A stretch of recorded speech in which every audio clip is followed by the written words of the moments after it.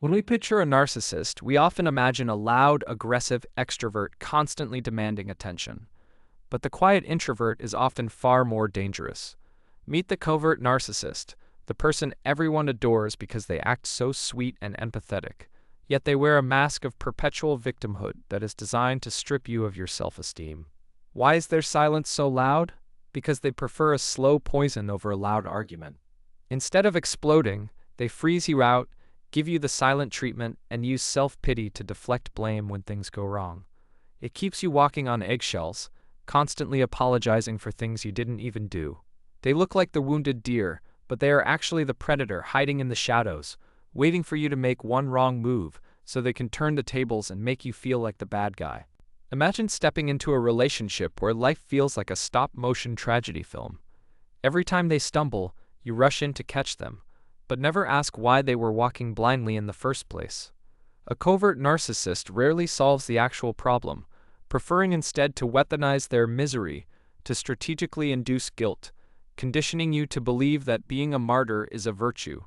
It's a long game of emotional seduction disguised as vulnerability, keeping them frozen in their victimhood while you carry the crushing weight of their unspoken expectations. They aren't asking for a hand up. They are training you to be their unpaid therapist, ensuring you never become their equal. You're just their emergency exit.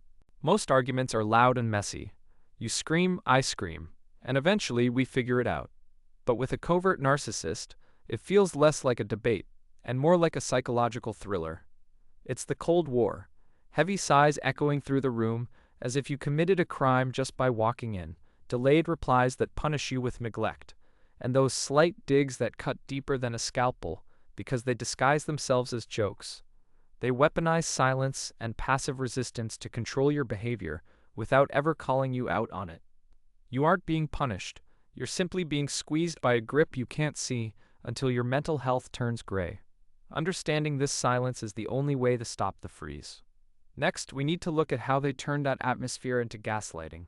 Ever tried to calmly explain why something hurt you, only to be met with tears and a dramatic wail of, "You just don't understand me? I'm so sensitive"? It is a terrifying power move disguised as vulnerability. Suddenly, you aren't communicating. You are attacking a fragile, misunderstood soul. Psychologically, this is weaponized martyrdom, a tactic that erases history in real time. They aggressively rewrite the narrative to make themselves the eternal victim, while labeling your valid emotions as hallucinations or overreacting. It feels like investigating a crime scene where the bodies keep moving and the fingerprints vanish. You become the villain simply for pointing out the elephant in the room, leaving you scrambling to soothe their pain instead of trusting your own reality. Picture this. You've just landed your dream promotion, buzzing with pure adrenaline as you rush to tell them, expecting a high five. Instead, the air in the room seems to freeze, replaced by a sigh that says, "I wish you'd shut up about how good you have it." This isn't just bad manners. This is the green-eyed monster in its deadliest form. Pathological envy is a desperate, festering need to squash your joy so their dark shadow looks significant. It's psychological warfare disguised as polite conversation. When you win, they lose their sense of superiority. They cannot celebrate you because your brightness literally pinches their darkness, making you a threat to their fragile ego. That's why they'll try to pour a bucket of ice water on your parade, subtly criticizing your achievement until you feel like you might as well have stayed in bed. Imagine asking a simple question and suddenly staring at a wall of absolute silence where the air simply left the room. They don't yell, they just physically regress to a toddler throwing a temper tantrum. Psychologist Dr. Susan Forward described this as emotional kidnapping. They stop speaking to force you to break the silence first. It is a manipulation tactic where they play the victim, feigning helplessness or injury to create a vacuum that you feel obligated to fill. It creates a toxic cycle where you stop breathing just to keep the atmosphere still, terrified that any sound you make will provoke their hurt feelings. It forces you to walk on eggshells, making you apologize just to break the tension, effectively gaslighting you into thinking you are the one with the problem. Have you ever felt an intense need to constantly mother a partner who refuses to do the simplest things? Watch for the act where they spill coffee, lose their keys, and then look at you with those wide, watery eyes saying, "You're so responsible, I'm just too delicate for this stressful world." It feels innocent at first, but it's a potent trap. This isn't clumsy, it's the calculated art of feigned incompetence. By doubling down on their fragility, they weaponize your empathy, forcing you to drop your own oxygen mask to catch them. It creates a toxic dynamic where you bear the mental load while they get to play the eternal helpless child, leaving you exhausted and undervalued. Next, we'll see how they twist your kindness into a weapon.